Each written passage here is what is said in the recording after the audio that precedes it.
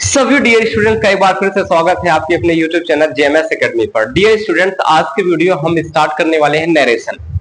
Narration का एक ऐसा टॉपिक जो हमेशा आपके एग्जाम में आते हैं, चाहे आप 10th के स्टूडेंट हो, 12 के स्टूडेंट हो, 9th के स्टूडेंट हो, किसी भी क्लास में आप हैं तो वैसे नरेशन का जो टॉपिक है ना बहुत ज्यादा इंपॉर्टेंट हो जाता है।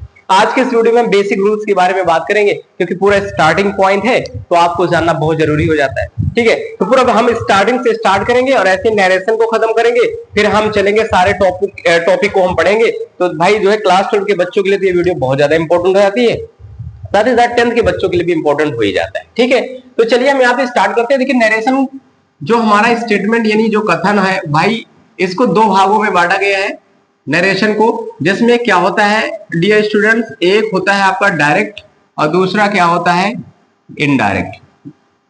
एक होता है डायरेक्ट स्पीच जिसको हम कहते हैं भाई डायरेक्ट स्पीच कह देते हैं, दूसरा हम क्या कहते हैं भाई इनडायरेक्ट स्पीच कहते हैं। अब ये डायरेक्ट स्पीच का मतलब चलो जान लेते हैं डियर स्टूडेंट्स कि डायरेक्ट स्पीच क्या होता है। ठीक है, डायरेक्ट स्पीच क्या होता है चलिए जान लेते हैं। तो डायरेक्ट स्पीच का मतलब होता है प्रत्यक्ष। क्या होता है भाई? प्रत्यक्ष रूप होता है। और यही पे बात करते हैं डियर स्टूडेंट्स इनडायरेक्ट का। तो इनडायरेक्ट का मतलब हो जाता है अप्रत्यक्ष रूप हो जाता है। क्या हो जाता है? अप्रत्यक्ष रूप हो जाता है। ठीक है, तो ये हमारा हो गया भाई टॉपिक, जिसमें हमने आपको बताया डियर स्टूडेंट कि नरेशन, देखो नरेशन में दो डिवाइड है, डायरेक्ट और इनडायरेक्ट स्पीच होता है। एक हमने बताया कि डायरेक्ट मतलब प्रत्यक्ष रूप, इनडायरेक्ट का मतलब हो जाता है अप्रत्यक्ष रूप। ठीक है, अब उसके बाद हम बारी बारी से पहले हम जानने की कोशिश करेंगे कि भाई डायरेक्ट स्पीच क्या होता है। तो ये आपके लिए जानना बहुत जरूरी होता है। कि चलिए हम डियर स्टूडेंट्स पहले ये डेफिनेशन लिखेंगे कि डायरेक्ट स्पीच क्या होता है। ठीक है, तो पहले हम हेडिंग डालेंगे डायरेक्ट और यहां पे लिखेंगे भाई स्पीच। तो डायरेक्ट स्पीच क्या होता है इसके बारे में हम बात करेंगे। तो चलो भाई पहले हम लोग जानते हैं कि डायरेक्ट स्पीच क्या होता है। तो चलिए यहां पे लिखेंगे, यहां पे इसकी परिभाषा ये होती है वक्ता के द्वारा। क्या होता है भाई? वक्ता के द्वारा कहे गए बात को, कहे गए बात को अपने तरीके से, एक मिनट, अपने तरीके से वक्ता के द्वारा कहे गए बात को, थोड़ा सा यहाँ पे गड़बड़ हो रहा है भाई। वक्ता के द्वारा कहे गए बात को, और यहां पे क्या करेंगे ज्यों का त्यों। क्या होता है भाई?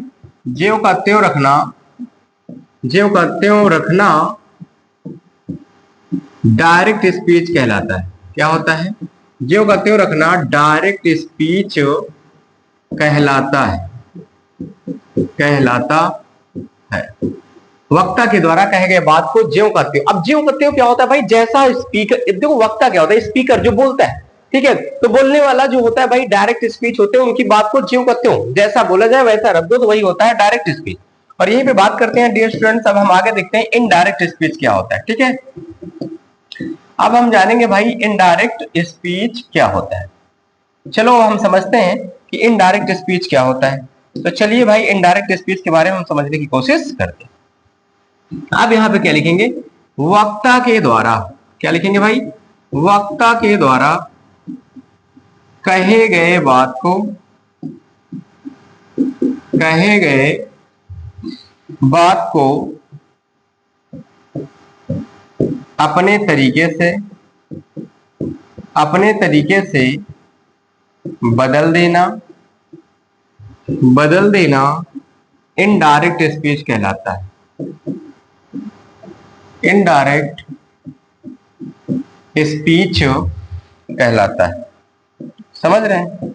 वक्ता के द्वारा कहे गए बात को अपने तरीके से बदल देना इनडायरेक्ट स्पीच कहलाता है। यानी कि जो वक्ता यानी डायरेक्ट स्पीच के द्वारा बोला जाए उसको थोड़ा बदल दो टेंस के हिसाब से, तो वहां पे क्या हो जाता है भाई? इनडायरेक्ट स्पीच हो जाता है। तो ये बात हो गया भाई। अब ये समझते हैं डियर स्टूडेंट्स कि इनडायरेक्ट कितने सेंटेंस का बनाया जाता है। तो चलिए भाई यहाँ पे हम लिखते हैं इनडायरेक्ट के बारे में थोड़ा सा। ठीक है, तो यहाँ पे लिखेंगे इनडायरेक्ट 5 सेंटेंस की बनाई जाती है। 5 सेंटेंस की बनाई जाती है।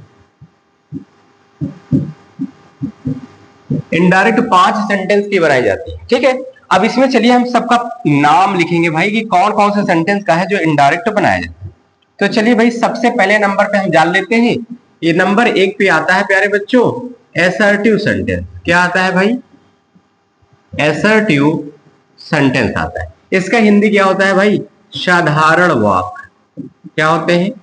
साधारण, और यहां पे कर देंगे क्या? वाक्य कर देंगे। अब हम दूसरा नंबर के बारे में देखते हैं डियर स्टूडेंट्स।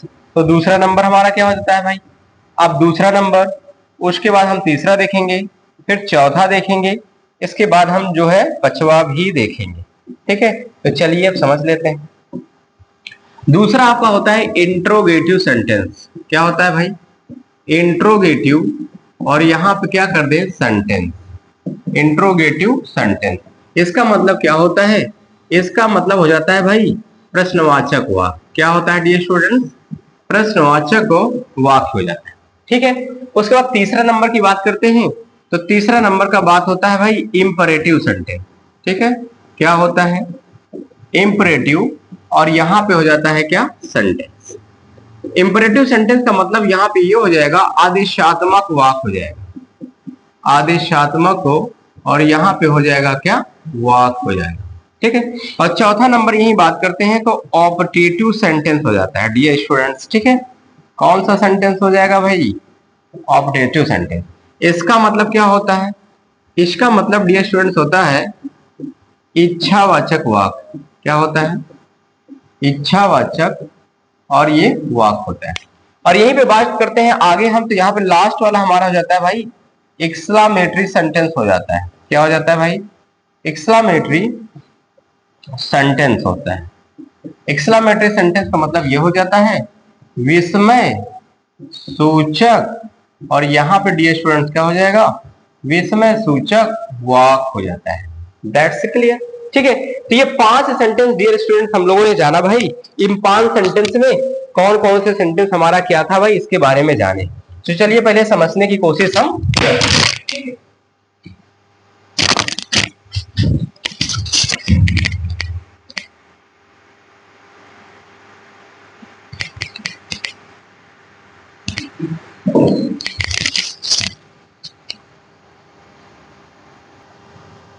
तो डियर स्टूडेंट, चलो हम पूरी तरीके से इसको अब समझते हैं कि भाई आज की वीडियो में जो हमने आपको पूरा ये नरेशन बताया, इसके टॉपिक को हम समझने की कोशिश करते हैं।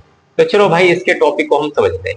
सबसे पहले यहाँ पे हम समझने की कोशिश करते हैं डियर स्टूडेंट कि नरेशन जो आपका होता है।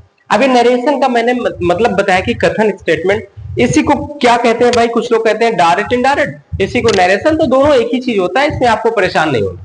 अब इसके 2 डिवाइडेड होते हैं भाई। तो पहला नंबर मैंने आपको बताया। पहला नंबर क्या होता है भाई? मैंने आपको बहुत अच्छे से बता दिया कि भाई पहला नंबर क्या होता है। पहला नंबर मैंने बताया डायरेक्ट स्पीच, जिसको हिंदी में प्रत्यक्ष रूप कहते हैं।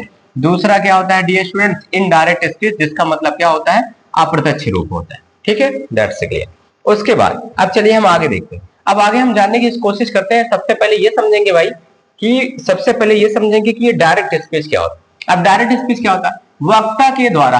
अब भाई ये वक्ता क्या होता है? सबसे पहले समझ लेते हैं खूब अच्छे से कि वक्ता क्या होता है। वक्ता मीन्स होता है स्पीकर, जो बात बोलता है, बोलने वाला वो ही स्पीकर होता है, वही वक्ता होता है। जैसे मैं अभी बोल रहा हूं तो मैं स्पीकर हो गया, आई एम स्पीकर। ठीक है, तो यहाँ पे वक्ता इसी को कहा जाता है। तो वक्ता के द्वारा कहे गए बात को जो भी बोलता है उसको ज्यों का त्यों रखो। ज्यों का त्यों मतलब जैसे बोला जाए भाई वैसे रख दो, तो उसे ही क्या कहते हैं? डायरेक्ट स्पीच कहते हैं। ठीक है, क्या कहते हैं? डायरेक्ट स्पीच कहते हैं।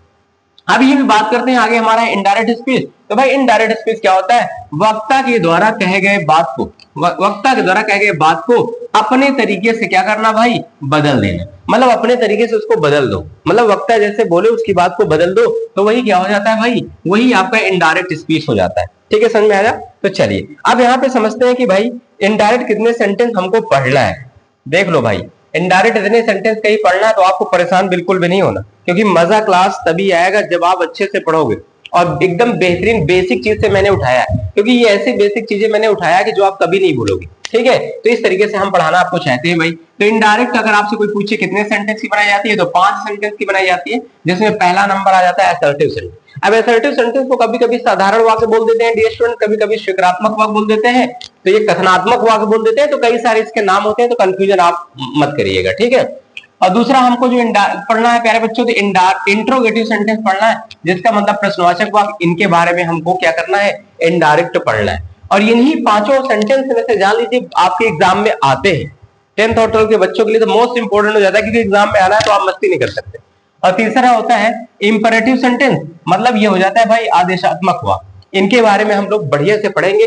और चौथा अगर हम बात करते हैं यहीं पे तो ऑपरेटिव सेंटेंस, जिसका मतलब होता है इच्छावाचक वाक्य होता है, तो ऑपरेटिव सेंटेंस के बारे में भी हम लोग पढ़ेंगे।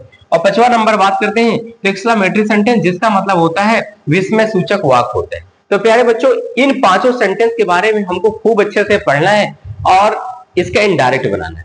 और हम नेक्स्ट वीडियो में आपको सिखाएंगे ना कि कैसे जो हमारा पहला पार्ट है असर्टिव सेंटेंस का रूल्स क्या होता है, असर्टिव सेंटेंस के रूल्स के बारे में पढ़ेंगे। और रूल्स सारा लिखने के बाद उसके बाद मैं आपको असर्टिव सेंटेंस के एग्जांपल कराएंगे। जितने भी टाइप्स आपके एग्जाम में आते हैं, बड़े से बड़े क्वेश्चन, सिंपल से क्वेश्चन मैं सिखा दूंगा आपको। बस आपको जेएमएस एकेडमी को सब्सक्राइब कर लेना है। जो भी आपको मटेरियल्स मिल रहे हैं उनको अच्छे से पढ़ना है, ऑनेस्टी के साथ, बहुत अच्छी आपकी तैयारी हो जाएगी। ठीक है, तो उसके बाद इंट्रोगेटिव पढ़ेंगे, इंपरेटिव पढ़ेंगे, ऑब्जेक्टिव पढ़ेंगे और उसके बाद एक्सक्लेमेटरी सेंटेंस पढ़ेंगे। तो हम मिलते हैं नेक्स्ट वीडियो में एक बेहतरीन टॉपिक के साथ, जिसका नाम है असर्टिव सेंटेंस। उस पर हम एग्जाम्पल की बात करेंगे। तो आज के वीडियो में इतना ही है। जय हिंद, वंदे।